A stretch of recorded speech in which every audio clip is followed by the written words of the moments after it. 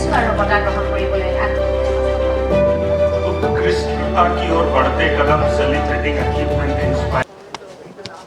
কোভিডৰ সময়ত পদপথ আৰু ক্ষুদ্ৰ ব্যৱসায়ে জীৱনত যেতিয়া অন্ধকাৰ দেখিছিল,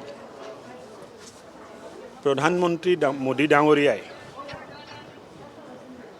তেখেতসকলক প্ৰেৰণা দিবলৈ, জীৱনত সকাহ দিবলৈ, পোহৰ দিবলৈ PM স্বনিধিৰ আঁচনিৰ আৰম্ভণি কৰিছিলে।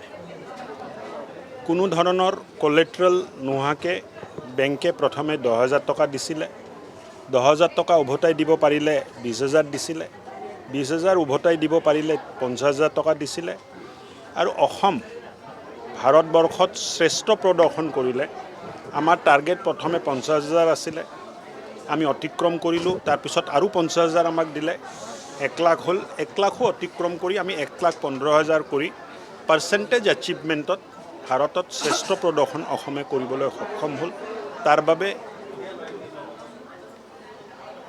মিনিষ্ট্ৰীয়ে, কেন্দ্ৰীয় চৰকাৰে বিভাগক বঁটাও দিলে, শলাগো ল'লে।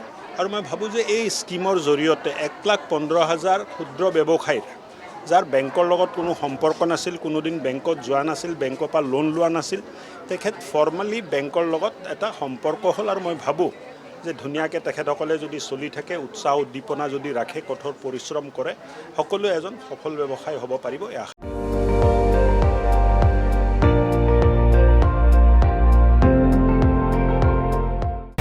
আপুনি চাই আছে ND24, সৰ্বশ্ৰেষ্ঠ নহয়, সৰ্বোত্তমৰ দৌৰ।